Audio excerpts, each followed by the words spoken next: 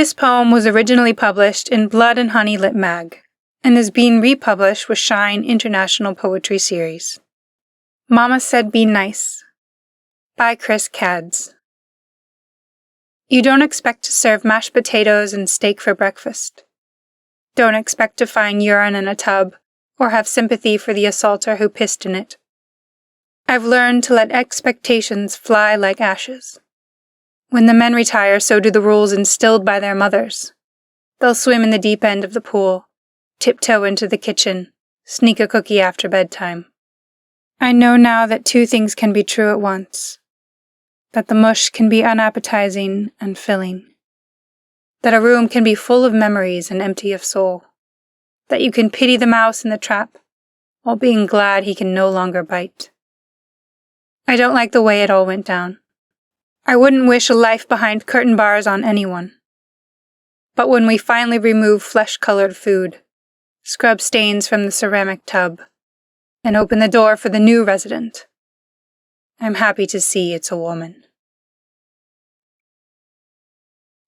When We Fall, by Paper Trail Poetry.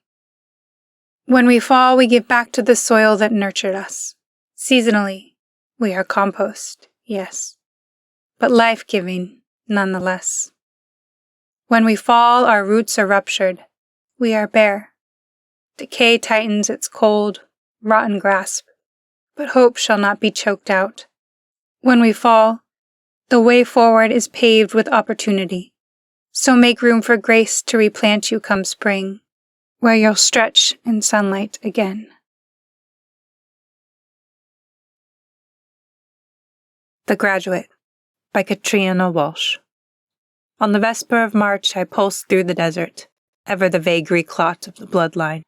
Cotabia's minaret catnapped before me, steepled in sandstone, a moonshot missile lullabied by ouds, and kittens bare-bellied midnight mules. Medina mazes assuaged by cloud confetti orange blossoms. Palls of scent spawn in arabesque spells through souk's keyhole arches. I woke with Muezzin's call to prayer, parched, perplexed, by agafe air, caught in my glottis as cockcrow came, florid gown gone, no call to cross campus with tasseled cap, like a gored Rorschach blot. The gashed waddle of a prize grouse, or a stray tide's red-stained froth rim, raked far from shipwreck wraiths.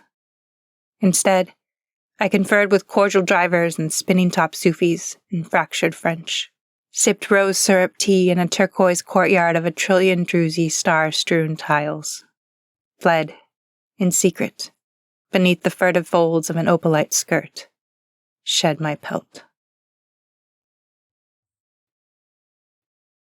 The Forest, by Maria B. Ben. We tasted the ache like a familiar cocktail, one we hoped to never drink again. We took a branch that posed a danger, and added more kindling, looked around for anything that would burn. We gathered and added until the branch became a forest, and we couldn't see through to the other side. We felt betrayed and confused, and didn't understand how we got there.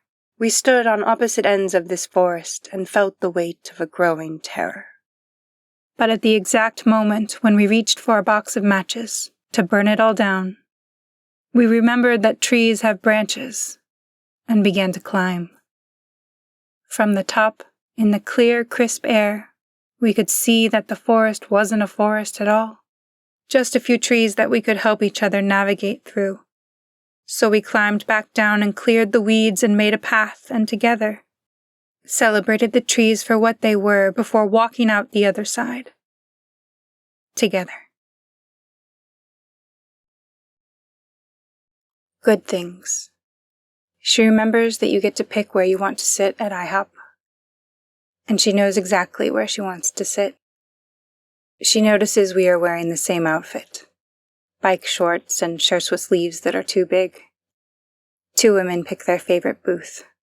She clocks their enthusiasm, content to share the experience, knowing the good things in life come easy. Winter Marmalade, by Matthew D. Albertson. When the days of midnight sun are past, a gnawing grows within, a pit of need. not for want of food or drink, no. It is the dark itself I yearn to eat, grown in gloaming hours, that of thy heart, whene'er thy sorrows fruit like sour violet crab-apples. I lust to pluck them all from limb and ground, those succulent woes, thy nighttime dread, to me is most preservative, a nourishing filling decadent jam. Oh, let me in thy late autumnal orchard, ripe with crop and tang and rot, let me gorge upon thy noxious crop of melancholia. I thank thee, and take sparingly, greedily, yet I've left a gift behind, still warm upon thy window sill, a saccharine, colic, winter marmalade.